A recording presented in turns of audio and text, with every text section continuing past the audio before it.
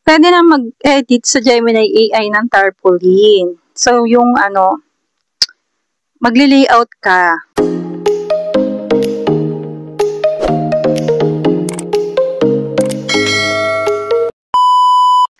Hi, I'm Jelly Ann from Jelly Ann Tutorial. Kung bago ka pa lang sa akin channel, pahingin naman dyan ay subscribe. Hit mo na rin ang bell button para updated ka sa mga susunod ko pang i-upload. Ang topic natin ngayon ay about sa Gemini AI. Kung paano nga ba mag-edit ng tarpaulin layout. So, yan. Tuturuan ko kayo dito sa video na to. So, una, mag-open lang tayo ng Gemini AI, syempre. Ito yung logo niya. Ayan. Wait, alisin ko lang yung aking pagmumukha para mas makita nyo yung aking ituturo sa inyo. So, by the way, yung mga prompt na gagamitin ko dito, ay ilalagay ko po sa description box. Makita nyo po yun sa baba ng caption. Pindutin nyo lang po yung more at nandun na nga po yung prompt na ilalagay. Doon nyo po siya maikakopy kasi sa comment section po ay hindi nyo po makakopy. Kaya doon ko po inilalagay. So, yun, kung malinaw na, simulan na natin. So, ito, nandito na tayo at mag-search nga tayo sa Google Chrome ng Gemini AI. Itap lang po natin yan, yung nasa unahan. Tapos, wait lang natin. Ayan siya. Maglo-loading pa yan, kaya wait nyo lang. At pagayaan na yung itsura niya. Dito sa Ask Gemini, dito natin ipipaste yung prompt na kailangan para makapag-generate nga tayo ng tarpaulin layout. Ayan. So, dito, syempre, hindi naman tayo pare-pares ng pangalan. Tsaka ng Ayan. Papalitan nyo yung pangalan. Pwede rin ditong kung magkasabay yung binyag at saka birthday, edi ilagay mo, happy birthday and Christening, ganun. Pero kung birthday lang, huwag po nang lagyan ng Christening. So, ganun lang. And then, pindutin mo lang yung plus sign, upload files, and media picker para makapili ka nga sa yung gallery ng picture na ilalagay mo doon sa tarpaulin. At dito, wait lang natin yung picture na lumabas. Tapos, ayan na siya. So, dito, pwede nyo i-copy yung prompt doon sa description box, ilalagay ko. And then, tap lang natin yung arrow. And then, wait lang natin yung resulta. Ito yung prompt na ilalagay ko. Ganito yung itsura niya. Ayan. So, ito po ay Cocomelon. Kasi unisex po yung Cocomelon. Pwede babae, pwede lalaki, gano'n. Pero ito ay, pwede nyo siyang may edit. I-save muna natin. So, kung kapag gusto nyo namang i-save, ito yung picture pala na inilagay ko. Tapos ito yung resulta. Kamukha naman niya. Pero pag hindi kamukha yung naging resulta din sa edit, palitan nyo ng picture kasi depende po sa picture ang resulta ng edit dito sa Gemini AI. Ilang press nyo lang tapos may download image para po masave po siya sa inyong gallery.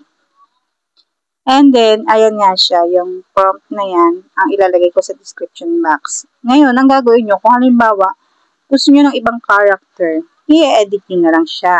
So, tuturuan ko kayo kung paano mag-edit. Itap nyo lang po yan, tapos may lalabas na lapis. Itap nyo lang po yung para ma-edit nyo po yung prompt na inilagay nyo po dyan. So, dito, kung halimbawa, Snow White. For example, Snow White yung ating gagawin sa ating tarpaulin. So, ang gagawin natin, tatanggalin natin syempre yung mga Cocomelon. Ayan. For example, ito. Alisin natin yan kasi hindi na Cocomelon yung ating gustong gawin.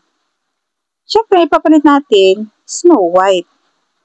Kasi yun ang gusto nating ipagawa sa kanya. So, dito, binibigyan ko kayo ng idea kung paano mag-edit dito sa Gemini AI. Kung paano mag-edit ng mga prompt. So, yan. Hindi ko alam kung gusto nyo mga characters. Sample lang ito para nga magkaroon lang kayo ng idea. Siyempre, babasahin nyo rin yung prompt kung ano yung mga gusto nyo alisin at bawasan. Alisin at bawasan. Kung anong gusto nyong alisin at idagdag. Ganun. Patulad nga itong ginagawa ko. About sa Cocomelon, i-delete na yan kasi nga, kapag hindi nyo i-delete yan about sa Cocomelon, ay maglalahok yung Snow White at saka Cocomelon sa may edit dito sa Gemini AI, di ba? Kasi yun ang nakasulat. Kaya kailangan i-delete nyo yung about sa Cocomelon. Ayan.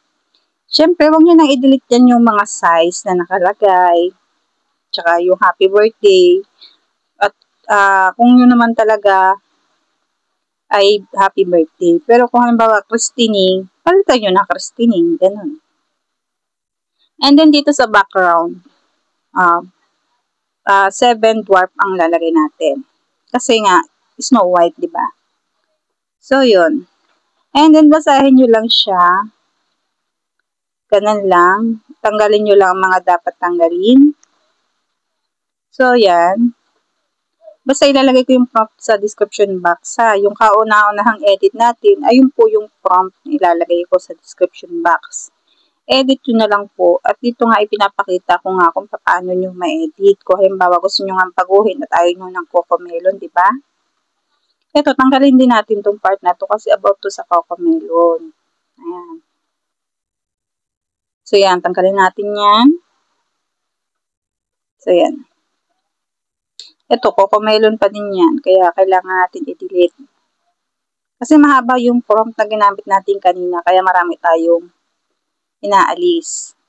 So, yan. Diba, may Cocomelon pa din. Tatanggalin yan. Basta yung, kung gusto nyo palitan ng character, alisin nyo talaga yung Cocomelon na nakalagay at about dun sa Cocomelon. So, dito nga ay nilagyan ko siya ng Snow White and dresses. Para yung suot niya ay pang Snow White. Ano? And then, ayan, scroll down lang natin. At kung meron pa tayong gustong baguhin, ay baguhin na natin. Kung meron pa tayong gustong alisin, katulad nito, alisin na natin yan. Hindi na yan kailangan kasi nga, babaguhin natin yung ating edit. So, ganun lang mag-edit. Kung ano kasi nakasulat dito sa Gemini AI, yun talaga yung gagawin niya. Kaya dapat, alisin nyo yung about sa Cocomelon at palitan nyo ng gusto nyong ilagay para ayun yung ma-generate ni Gemini AI. So, ganyan lang. Makikita nyo yung aking ginagawa. Para magkaroon kayo ng idea kung paano nga mag-edit dito sa Gemini AI. Ayan. Pag okay na, may makikita kayong update sa baba. Pag okay na yung mga sinulat nyo, ayan. Pindutin nyo lang yung update sa baba, tapos wait nyo lang yung resulta. So, wait lang natin. Hindi naman siya masyadong matagal mag-generate. Lalabas na yan siya. Ayan siya. Scroll up lang natin at ayan. So, dito kay Gemini AI, hindi niya masyadong ini-edit ko ano pa talaga yung inilagay natin. So, minsan may kulang katulad niyan. Kung kita nyo, hindi siya naka-Snow White na damit. So, dito sa Gemini sa baba, ita-type natin ngayon yung damit. So, papalitan natin ng damit. Kasi nga, hindi na-generate yung Snow White dresses. Ang nilagay niya ay white na dress. So, hindi kami nagkaintindihan. So, dito ilalagay natin ang change another style dresses. Tapos, lagay natin kung anong ang dress. Ayan. Para klarong-klaro niya. Kasi ganun talaga mag-edit dito sa Gemini AI. Minsan, kulang-kulang. Ayan, princess, Snow White. Yan, Snow White, gown. So, yun. Then, pwede din natin yung arrow sa tabihan para mag-generate siya. So, yan. Papalitan natin ng damit. Para Snow White siya, di ba? So, ayan yung unang naging resulta. Kapag meron kayong gusto ng baguhin, i-type nyo lang ulit dun sa Gemini AI para nga mapago nyo. Masunuri naman ito. Tingnan nyo, makikita nyo. Ayan, di ba? Snow White na yung damit na niya. So, ginawa niya yung gusto ko. And then, halimbawa, ayaw nyo ng background. Diba? Masyadong, gusto nyo talaga yung mas malapit sa Snow White. So, lagay nyo lang dito yung change another style background. So, yan. Tapos, lalagay natin dito for Snow White theme. Ayan. Para mabago yung background. And then, tap lang natin yung arrow ulit. Yan. Tapos, wait lang natin ang resulta. So, yan na siya.